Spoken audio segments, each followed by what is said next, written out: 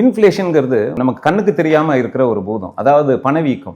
இன்னைக்கு நம்ம ஒரு பொருளை வாங்குறோம் அப்படின்னா, அதே பொருளை ஒரு 10 வருஷம் கழிச்சு வாங்கும்போது அந்த பணத்தோட வேல்யூ அதிகமா இருக்கு. இப்ப லேட்டஸ்டா டேட்டா என்ன சொல்லியிருக்கு அப்படின்னா, எஜுகேஷனல் இன்ஃப்ளேஷன் கிட்டத்தட்ட 10% இன்க்ரீஸ் ஆயிருக்கு.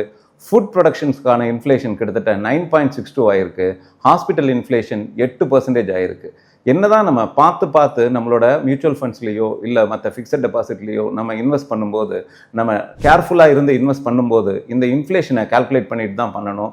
ஸோ அதனால் உங்களோட முதலீட்டு ஆலோசகரோட உட்காந்து உங்களோட இன்ஃப்ளேஷன் பீட்டிங் ரிட்டர்ன்ஸ் வேணும் அப்படின்னா மியூச்சுவல் ஃபண்ட்ஸில் சிஸ்டமேட்டிக் இன்வெஸ்ட்மெண்ட் பிளான் மூலமாக இன்வெஸ்ட் பண்ணுங்கள். அது மூலமாக இன்ஃப்ளேஷன் பீட்டிங் ரிட்டர்ன்ஸ் கிடைக்கும். தேர்பை உங்களோட ஃபியூச்சர் ஃபினான்ஷியல் கோலை அச்சீவ் பண்ணுறதுக்கு யூஸ்ஃபுல்லாக இருக்கும். இதை பற்றின டீட்டெயில்ஸ் அதிகமாக வேணும் அப்படின்னா இந்த நம்பரை கான்டாக்ட் பண்ணுங்கள். இந்த வீடியோவை சேவ் பண்ணிவிட்டு உங்களோட ஃப்ரெண்ட்ஸ் அண்ட் ரிலேட்டிவ்ஸ்க்கு ஃபார்வர்ட் பண்ணுங்கள். இன்ஃப்ளேஷனை பற்றின அவேர்னஸை உருவாக்குவோம். அது மூலமாக இன்ஃப்ளேஷன் பீட்டிங் ரிட்டர்ன்ஸ் எப்படி கிடைக்கும் அப்படிங்கிறத நம்ம டிசைன் பண்ணி பார்த்துக்கலாம். க்ரோ வித் ராம் யூடியூப் சேனலை சப்ஸ்கிரைப் பண்ணுங்கள்.